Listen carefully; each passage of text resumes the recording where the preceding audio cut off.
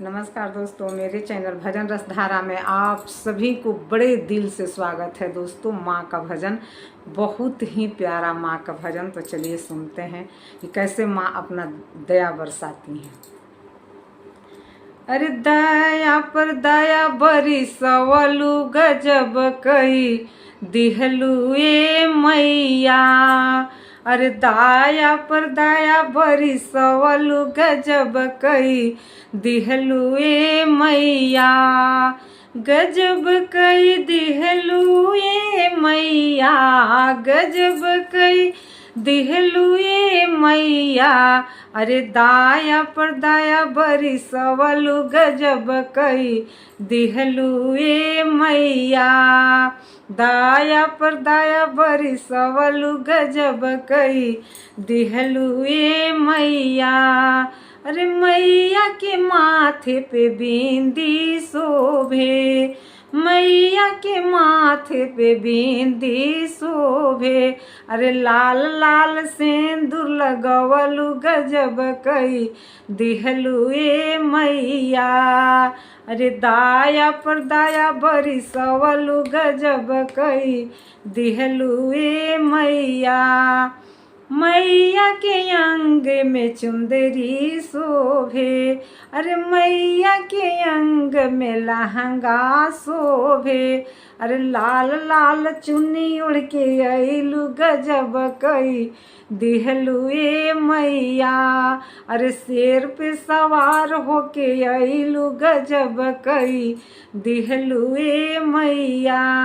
अरे दाया पर दाया बरिसवलु गजब कई दिहलु ए मैया। अरे मैया के गले में हार शोभे, मैया के गले में हार शोभे। अरे लाल लाल गजला पहिरलु गजब कई दिहलु ए मैया। अरे लाल लाल गजला पहिरलु गजब कई दिहलु ए मैया। दाया पर दाया बरिसवलु गजब कई दिहलु ए मैया। अरे मैया के हाथ में चूड़ी शोभे, मैया के हाथ में कंगना शोभे। अरे लाल लाल मेहंदी लगवलु गजब कई दिहलु ए मैया। शेर पे सवार होके अइलु गजब कई दिहलु ए मैया।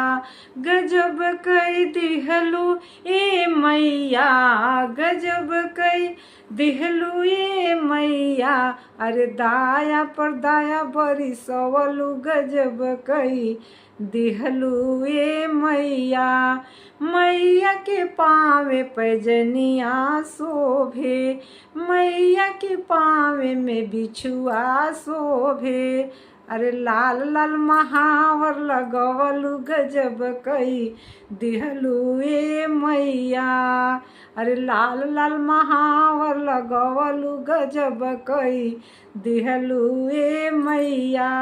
अरे दाया पर दाया बरिसवलु गजब कई दिहलु ए मैया। गजब कई दिहलु ए मैया, गजब कई दिहलु ए मैया। अरे शेर पे सवार होके अइलु गजब कई दिहलु ए मैया। नमस्कार दोस्तों, कैसा लगा माँ का भजन? अच्छा लगा हो तो कमेंट बॉक्स में एक बार जय माता जी ज़रूर लिखिएगा दोस्तों।